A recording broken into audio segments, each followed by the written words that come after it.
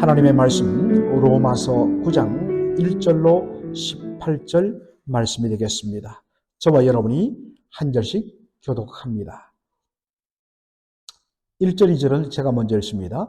내가 그리스도 안에 참말을 하고 거짓말을 아니하노라.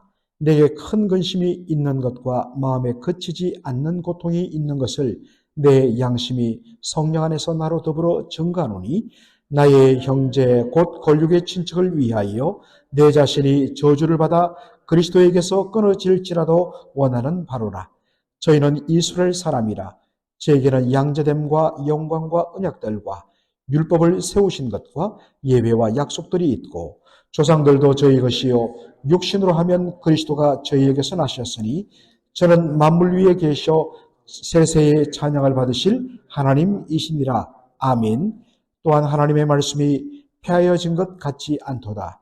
이스라엘에게서 난 그들이 다 이스라엘이 아니요 또한 아브라함의 씨가 다 그 자녀가 아니라 오직 이삭으로부터 난 자라야 내 씨라 칭하리라 하셨으니 곧 육신의 자녀가 하나님의 자녀가 아니라 오직 약속의 자녀가 씨로 여기심을 받느니라.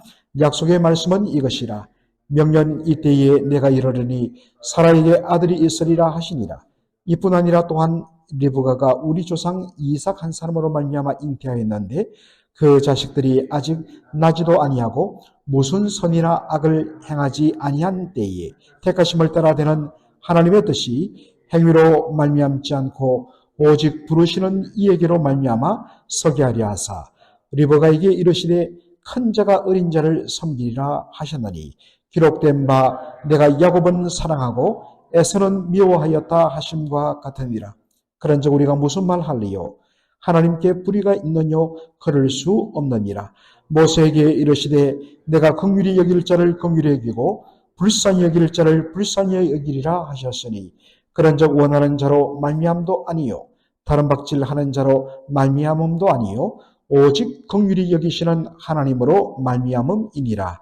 성령이 바로에게 이르시되 내가 이 일을 위하여 너를 세웠으니 곧 너로 말미암아 내 능력을 보이고 내 이름이 온 땅에 전파되게 하려 함이로라 하셨으니 다 같이요. 그런즉 하나님께서 하고자 하시는 자를 긍휼히 여기시고 하고자 하시는 자를 강팍해 하시느니라. 아멘. 오늘 저는 로마서 9장 1절로 18절을 본문으로 부르시는 이로 말미암는 선택이라는 제목으로 말씀을 전하고자 합니다. 로마서 1장부터 8장까지는 바울이 자신이 전해왔던 복음에 대하여서 로마 교회에 소개하는 내용으로 가득 차 있습니다. 그것은 바로 이신칭이 오직 의롭다함을 받는 것은 믿음으로 말미암아 되는 것이다. 그래서 믿음으로서 의롭다함을 받는다. 이신칭이라는 말로 우리가 요약할 수가 있습니다. 그리고 은혜로 말미암아 우리가 믿음으로 의롭다함을 받는다. 그러면 의롭다함을 받았기 때문에 이제는 그냥 살아도 되는가? 그렇지 않습니다. 바로 우리의 신분과 소속이 구원받음으로 바뀌었다고 했습니다. 그래서 죄에 대하여 죽고 의에 대하여 살고 불의에 대하여 죽고 하나님에 대하여 즉 하나님을 위하여 하나님의 영광을 위하여 살아가는 삶으로 우리의 신분과 소속이 바뀌었다는 것입니다. 그리고 그러한 구별되고 거룩한 삶을 살게 하시는 분이 바로 성령님이십니다. 그래서 로마서 8장은 성령님의 도우심으로 어떻게 우리가 거룩한 삶을 살 수 있는가에 대한 내용으로 가득 차 있는 너무나 은혜스러운 말씀입니다. 그리고 그 성령의 도우심 가운데 우리는 우리의 연약함에도 불구하고 우리가 받은 구원은 결코 취소되지 아니하고 전적인 하나님의 은혜로 마침내 완성되며 그 영광스러움에 들어갈 것이라는 그 사랑에서 그 누구도 끊을 수 없다는 놀라운 감격과 확신으로 끝을 맺습니다. 그런데 여기서 갑자기 불쑥 질문이 하나 들어옵니다. 모든 죄인이 하나님의 은혜로 믿음으로 말미암아 의롭다함을 받는 이 놀라운 복을 누리게 되는데, 그렇다면 유대인들은 과연 이 복을 누릴 수가 있는가? 왜 그렇습니까? 유대인들은 바로 예수님을 부인하고 예수님을 거부할 뿐만 아니라 예수님을 십자가에 못 박아 죽인 바로 그러한 민족이기 때문입니다. 아무리 하나님의 값없는 은혜로 말미암아 구원받고 믿음으로 의롭다함을 받는다 할지라도 유대인들은 이 은혜를 받을 수 없다 라는 그러한 생각들이 바로 1세기 바로 중반부터 어떤 의미에서는 19세기, 20세기 초반까지 바로 이 기독교인들 사이에 퍼져 있던 생각이었습니다. 이 문제를 심도 있게 다룬 것이 로마서 9장부터 11장입니다. 이렇게 우리가 큰 그림을 그리면서 오늘 본문을 보고 또 내일도 봐야지 이 말씀이 어떤 배경에서 나온가를 우리가 알 수 있습니다. 그래서 여러분, 우리가 말씀을 볼 때는 항상 그 말씀의 전후 문맥뿐만 아니라 그 말씀이 위치한 그 말씀의 그 배경들을 전체적으로 보는 안목을 우리가 가져야 됩니다. 자, 로마서 9장 1절 이하에 보면 바울이 말합니다. 자신의 마음속에 큰 근심과 그치지 않는 끊임없는 고통이 자신의 마음속에 있다는 것을 고백합니다. 그것은 유대인들이 예수님을 거부하고 지금 심판과 저주의 자리에 놓여 있다는 것입니다. 자신의 주변에 있는 유대인들은 그저 예수를 저주받은 자라고 이야기하고 십자가에 못 박혀 죽은 하나님께 저주받은 죄인이지 어떻게 메시아냐? 예수님을 하나님 보내신 메시아로 믿기를 거부하고 죽음의 자리로 나가는 것들을 보면서 너무나 큰 고통과 슬픔에 빠졌다. 그래서 자신의 소원은 자신의 골육 지친 자신의 이건 피부치뿐만 아니라 이스라엘 동족 전체를 가리키는 표현입니다. 내 동족 이스라엘 유대인들이 다 구원받기를 바랐다. 만일 그들이 주님께로 돌아와 구원받는데 만일 하나님께서 요구하신다면 예, 하나님 제가 대신 그들 대신 예수님에게서 끊어져 제가 저주를 받는다 할지라도 제가 하겠습니다. 그들을 구원해 주실 수만 있다면 제가 무엇이라도 하겠습니다. 라는 그러한 자신의 마음을 밝히고 있습니다. 바울은 말합니다. 비록 유대인들이 큰 죄를 범한 것은 맞습니다. 그러나 그것 때문에 유대인이라면 혈통적으로 유대인이라면 무조건적으로 다 그러면 저주받고 심판받고 구원에서 배제되어야 하는가? 그렇지 않다는 것입니다. 왜냐? 처음부터 하나님의 구원의 원리는 구원받은 자의 행위나 공로에 근거하지 않습니다. 도리어 하나님 당신의 긍휼에 근거하여 전적으로 우리를 택하시는 하나님의 주권적인 선택에 근거하여 우리의 구원이 주어졌기 때문이라는 것입니다. 이것을 잘 보여주는 사건들이 바로 말씀에 이렇게 제시됩니다. 아브라함이 하갈에게서 먼저 낳은 아들이 누구입니까? 이스마엘입니다. 그런데 하나님께서는 뭐라고 말씀하시느냐? 아브라함의 씨가 다 아브라함의 자녀가 아니라 오직 이삭을 통하여 난 자만이 아브라함의 씨, 아브라함의 후손이라 일컬음 받으리라 말씀하셨다는 것입니다. 이것을 통하여 보여주는 것, 육신의 자녀가 다 하나님의 자녀가 아니라 하나님의 약속을 따라 난 자라야 하나님의 자녀가 된다는 것입니다. 이것을 바로 구약의 역사가 보여주고 있습니다. 다들 나는 할례받은 혈통적으로 아브라함의 피를 이어받은 나는 이스라엘이니까 나는 하나님의 선택받은 백성이다. 그렇지 않다는 것입니다. 전적으로 하나님을 의지하며 하나님의 은혜를 온전히 바라며 그리고 하나님의 백성으로서의 삶에 어떤 열매가 있는 그 사람이 진짜 하나님의 백성이라는 것입니다. 그러므로 아브라함의 혈통을 따라 났다고 자동적으로 하나님의 백성이 되지 않습니다. 이 논리는 어떤 의미에서는 역으로도 적용됩니다. 유대인이기 때문에 다 구원에서 배제된다? 그렇지 않습니다. 하나님께서 택하시고 구원하기로 작정한 자들은 하나님의 백성이 되는 것입니다. 또 한 예를 바로 에서와 야곱의 선택을 통하여서 말씀하십니다. 이삭과 리브가가 결혼한 지 20년이 되도록 아이가 없었습니다. 그래서 창세기 보면 나이 60이 되었을 때 이삭이 하나님 앞에 정말 간절하게 기도합니다. 그리고 하나님께서 기도에 응답하여 주셔서 바로 리브가의 태중에 새 생명을 넣어주시는데 하나가 아니라 둘 쌍둥이였습니다.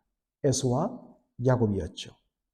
그런데 어느 날 엄마 리브가의 뱃속에서 이 쌍둥이들이 서로 쿵탕쿵탕 다투는 느낌을 가집니다. 아니 이게 도대체 무슨 일인가? 라고 할 때에 하나님께서 말씀하셨습니다.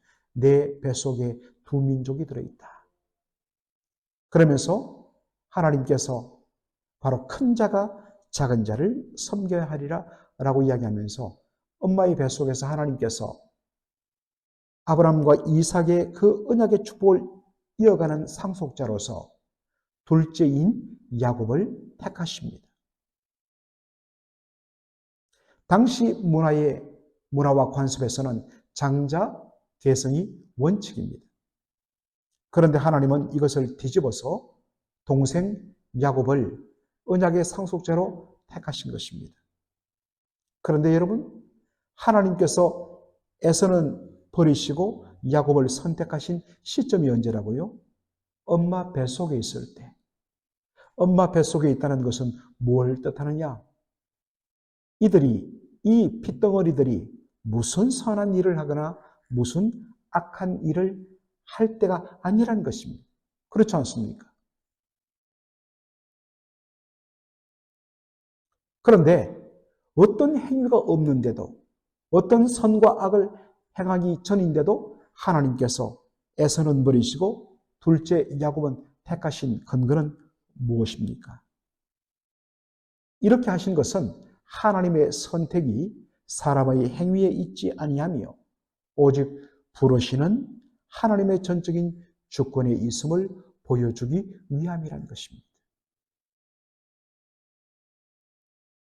이것을 다시 한 번 더 잘 보여주는 것이 로마서 9장 16절의 말씀입니다. 하나님의 택하심은 자신의 소원과 자신의 다른 박질, 즉 자신의 어떠한 노력과 애씀과 열심으로 말미암지 않습니다.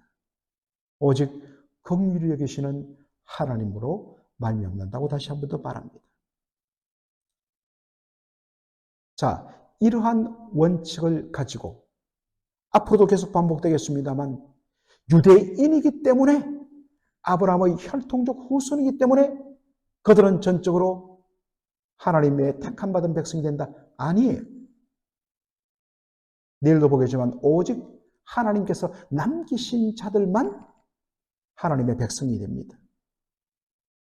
반대로 유대인들이 예수님을 거부하고 예수님의 메시아 되심을 거부하고 예수님을 십자가에 못 박으소서 라고 했다고 해서 그들이 한 걸음 더 나가 그 모든 죄는 우리와 우리의 후손이 다 받겠습니다라고 로마 총독 빌라도 앞에서 그렇게 말했다고 해서 그대로 말이 씨가 되어갖고 모든 그 위에 유대인들은 다 구원에서 배제되느냐? 그렇지도 않다는 것입니다. 획일적으로 봐서는 안 된다는 것입니다. 왜냐? 하나님의 선택은 에베소서 1장 4절 이하에 보면 언제 이루어집니까?